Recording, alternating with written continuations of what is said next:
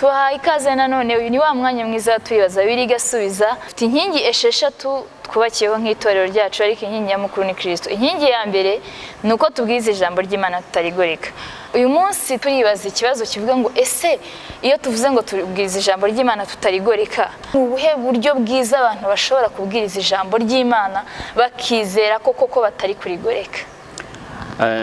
Murakoze. Nkuko mu nkingi esheshatu itorero ryacu rya Harvest rishingiraho, inkingi ya mbere ivuga ko tubwiriza ijambo ry'Imana tutarigoreka, kandi nibyo koko kubwiriza ijambo ry'Imana tutarigoreka ni ukubwiriza abantu kubaho mu kubaho kw'Imana, bakagira ubuzima bugaragaza Imana, nkuko tubisoma mu rwandiko rwa kabiri rwa Timoteyo ibice 4 uhereye ku murongo wa 2 urageza ku wa 3, uradufasha kugira ngo umve icyo iri jambo rivuga. Haravuga ngo ubwiriza abantu ijambo ry'Imana, ugira umwete mu gihe kigukwiriye no mu kitagukwiriye, uhane, uteshe, uhugure, ufite kwihangana kose no kwigisha. Kuko igihe kizaza batazihanganira inyigisho nzima, ahubwo kuko amatwi yabo azaba abarya yifuza kumva ibibanezeza, bazigwiriza abigisha bahuje n'irari ryabo.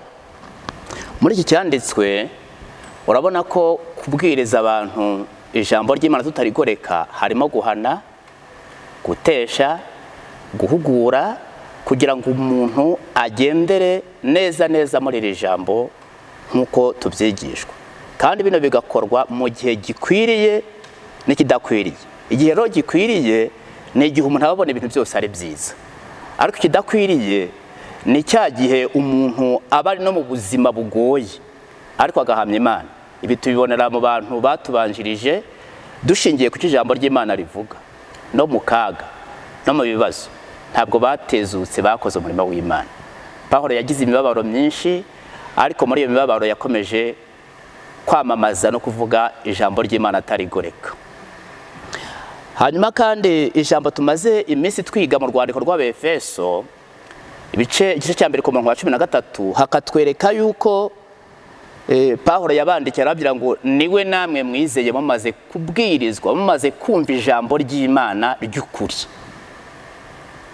Iryo jambo mumaze kuribwirizwa ndio ryabahesheje guhabwa ubugingo buhoraho, kandi muhabwa n'umwuka wera.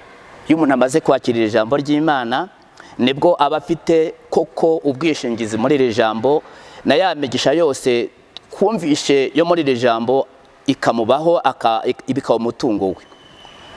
Kubera iki? Kuko ibintu byinshi, hari ibintu bimwe na bimwe tubona bibaho, bikorwa haba mu nsengero, haba hanze mu bantu bavuga ko ari abantu b'Imana, abantu babyitirira bakora ibyo bintu, ukabona na Satani nawe bitamunanira. Ariko hari ibintu bibiri Satani adashobora: kwera imbuto no kuramya Imana. Ntabwo abishobora. Kubera ko atabishobora rero, nibyo twe twigisha abantu ngo babeho muri kwa kubaho kw'Imana, bajye bakora iyi mirimo yose yo mu Mana ngo bigaragare ko koko bariho mu kubaho kw'Imana. Mu kwera imbuto, Umwami Yesu yigisha abigishwa be bice 7 ku murongo wa 15 na 16, rabandikiye ngo mwirinde abahanuzi b'ibinyoma, ngo bazazaho muri ngo bameze nk'intama, ngo ariko muri bo ngo bameze nk'amasega aryana. Ngo abo muzajye mubirinda, niho muzaba mubonye ko ari abahanuzi b'ibinyoma, ariko cyo muzabareberaho niki? Ni ku mbuto, imbuto bera. Nibo umuntu abaho mu buzima butari ubwo mu Mana, nta mbuto agira. Ashobora kurembereza abandi, ashobora kugira ingeso mbi, ashobora kubura ibintu bimuranga nk'umwana w'Imana. Kandi Pawulo yandikira Abanyakorinto, urwandiko rwa mbere rw'Abakorinto ibice 9:27, ushobora kuhasoma kugira ngo wumve intego Pawulo yafashe ubwo nawe yaramaze kuba umubwiriza w'iri jambo. Abakorinto ba mbere ibice 9 ku murongo wa 27 haravuga ngo ahubwo mbabaza umubiri wanjye mukoza uburetwa, ngo ahari ubwo maze kubwiriza abandi nanjye ubwanjye ntaboneka ko ntemewe. Amen. Muri iri jambo urumva ko ni icyerekezo Pawulo yihaye mu murimo yari afite wo kubwiriza kuva yahamagarwa nkuko natwe twahamagawe. Aravuga ngo nanjye mbabaza umubiri wanjye nkawukoza uburetwa, ngo ubwo maze kubwiriza abandi nanjye ntaboneka nk'utemewe. Ibi rero ni intego y'umuntu wiyeguriye Imana, wafashe icyemezo cyo kubaho mu kubaho kw'Imana akwiye guhagararaho.